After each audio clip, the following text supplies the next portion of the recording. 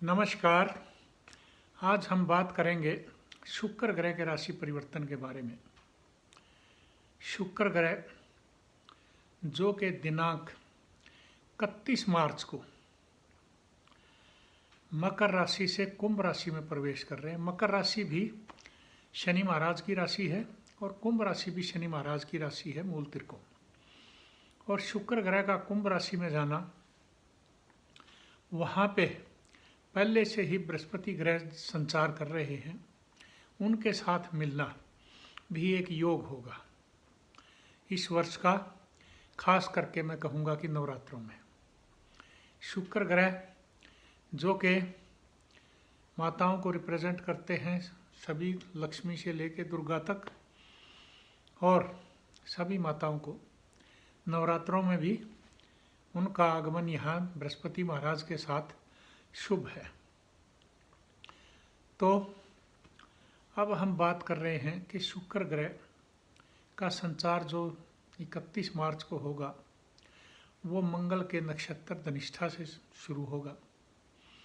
और शुक्र ग्रह का जो संचार है, जिनको कि ब्रह्मांड में रानी का दर्जा दिया गया है, घर में उनको स्त्री का दर्जा दिया गया है, समाज में उनको माँ लक्ष्मी का और माता का, सभी माताओं का दर्जा दिया गया है।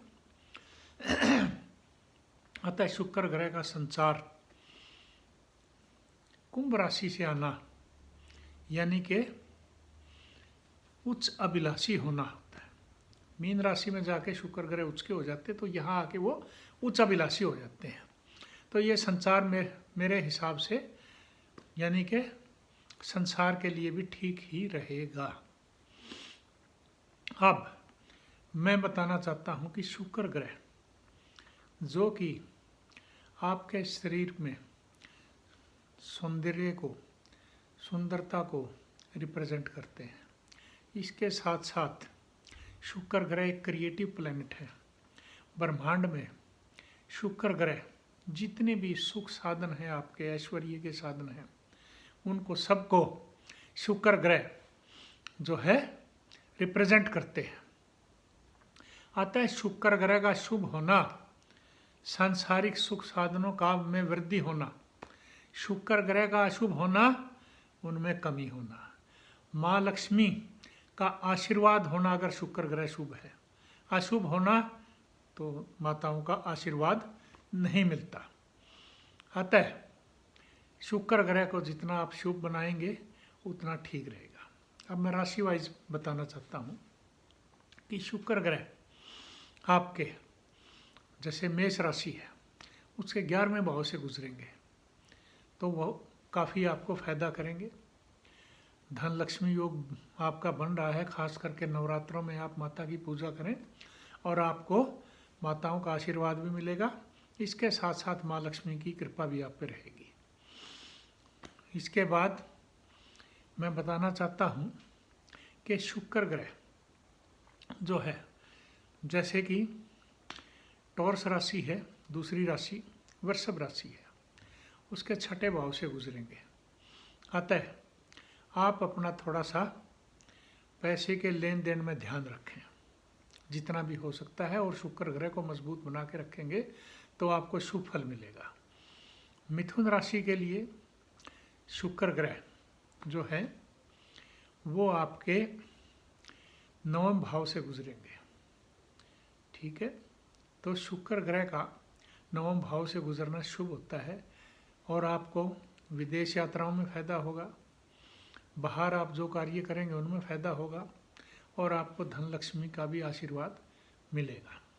उसी तरह से शुक्र ग्रह आपके कर्क राशि में 8वें भाव से, यानी कि कोई पीछे रुका हुआ आपका पैसा होगा, उस पर भी आप थोड़ा बहुत फ़ायदा उठा सकते हैं। इसके साथ साथ जो है सिंह राशि के जातक जो है, उनका अगर शादी ब्याह में कोई रुकावट आ रही है, ऐसे समय में शुक्र ग्रह आपको फ़ायदा पहुंचाएंगे, लेकिन संभल के रहें, क्योंकि साथ में जो है स्थान से ट्रांजिट शुक्र ग्रह का थोड़ा सा ज़्यादा शुभ नहीं माना जाता, लेकिन एक बेनिफिक प्लेनेट होने के नाते वो शादी विवाह में रुकावट नहीं डालते और आपके कार्यों को पूरा भी करवाते हैं। उसी तरह से कन्या राशि, शुक्र ग्रह जो है आपके छठे भाव से गुजरेंगे और छठे भाव से गुजरना थोड़ा सा शुभ नहीं माना जाता शुक्र ग्रह का। अतः आप शुक्र ग्रह की पूजा उपासना करें तो उससे आपको गोदान दक्षिणा करें तो फायदा होगा, और रिस्की ना लें पैसे के मामले में खासकर, तो आपका कार्य ठीक रहेगा। उसके बाद तुला राशि के जातक, इनको शुक्र ग्रह काफ़ी फायदा देंगे। संतान का ये के लिए भी काफ़ी अच्छा समय है, संतान के कार्यों में भी बाधा नहीं आएगी और उनके भी काम अच्छे बनेंगे। उसी तरह से स्कॉर्पियो राशि जो है, शुक्र ग्रह आपके चतुर्थ भाव से होंगे, यानी कि आपके अगर कोई ऐसे समय में, नवरात्रों के समय में, या और कोई गाड़ी लेने का विचार है या कोई मकान बनाने का विचार है, ऐसे में फाइनेंशियल आपकी पोजीशन साउंड हो सकती है। उसी तरह से शुक्र ग्रह धनु राशि के जातकों को भी काफ़ी फायदा देंगे, तीसरे भाव से संचार करेंगे। और अगर आप यात्राओं के दौरान जितना जाएंगे, व्यापार से संबंधित काम करेंगे, यात्रा करेंगे, और उसी तरह से शुक्र ग्रह के बारे में आप जितना भी पैसा लगाने की कोशिश करेंगे आपको फायदा ही मिलेगा। मकर राशि के जातक, उनके धन भाव से ही शुक्र ग्रह गुजर रहे हैं और उनके 10वें के मालिक भी हैं, तो अतः आपको नौकरी में, व्यवसाय में हर लिहाज से फायदा करेंगे शुक्र ग्रह, अतः आप फायदा उठा सकते हैं। और कुंभ राशि से स्वयं शुक्र ग्रह गुजर रहे हैं, तो आप कुंभ राशि के जो जातक हैं वो आप जितना भी कोशिश करेंगे, पूजा उपासना भी करेंगे नवरात्रों में, और इसके साथ साथ आप शुक्र ग्रह से संबंधित कार्य करेंगे, उनमें आपको काफ़ी फायदा होने जा रहा है। मीन राशि के जो जातक हैं, शुक्र ग्रह उनके हालांकि 12वें भाव से गुजरेंगे। अगर आप कहीं विदेश यात्रा पे जा रहे हैं, वो काम की सोच रहे हैं, या घर से दूर आप व्यापार करने की सोच रहे हैं, तो आपको शुक्र ग्रह नुकसान नहीं करेंगे, फायदा ही करेंगे। ये था 12 राशियों के बारे में। अब मैं आपको बताना चाहता हूँ कि शुक्र ग्रह जो है, जो एक बेनिफिक प्लेनेट है, लक्ष्मी की कृपा है, शुक्र ग्रह सुख साधनों के कारक ग्रह हैं। अगर आप शुभ होकर, यानी शुभ भाव से, यानी सेवा भाव से आप शुक्र ग्रह की पूजा उपासना करें और शुक्र ग्रह से संबंधित दान दक्षिणा दें, तो आप बीमारियों से भी बच सकते हैं। खास करके शुक्र ग्रह जैसे लेडीज़ की बीमारी हैं या जेंट्स में जो बीमारी हैं, तो आपको, और इससे के साथ साथ यानी कि जितनी भी स्वास्थ्य संबंधित दिक्कतें आती हैं, उसमें अगर शुक्र ग्रह को सही रखा जाए तो उनसे भी छुटकारा मिलता है। ये रहा इसके बारे में बात। इसके बाद शुक्र ग्रह का जो संचार है इस दौरान कुंभ राशि में संसार के लिए भी फायदेमंद है। खास करके जैसे मैंने बताया कि जो मेष राशि का है, और जैसे मैंने बताया कि दूसरी राशियों को भी, तो उनके लिए भी फायदे का संचार है। और इससे संसार में जो भी देश यानी कि सुचारू रूप से कार्य करने में सामर्थ्य होंगे, उनको शुक्र ग्रह की कृपा होगी और माँ लक्ष्मी की उसके साथ साथ कृपा रहेगी।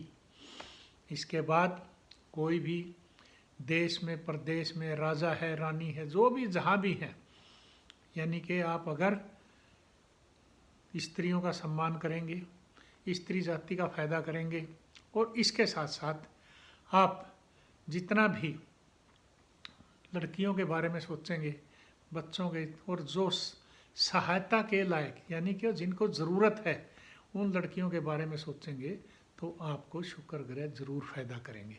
अतः आप कोशिश करें, शुक्र ग्रह का फ़ायदा उठाएं, और इसके साथ साथ जो है शुक्र ग्रह से संबंधित दान दक्षिणा दें, चाहे वो पशु हैं, पक्षी हैं, चाहे नीडी हैं, जितने भी ज़रूरतमंद हैं, कपड़े से, खाने से, पीने से, जो भी आप दान पुण्य कर सकते हैं ज़रूर करें। और शुक्र ग्रह का आपको आशीर्वाद मिले। इसके साथ ही मैं यहीं समाप्त करता हूँ। धन्यवाद।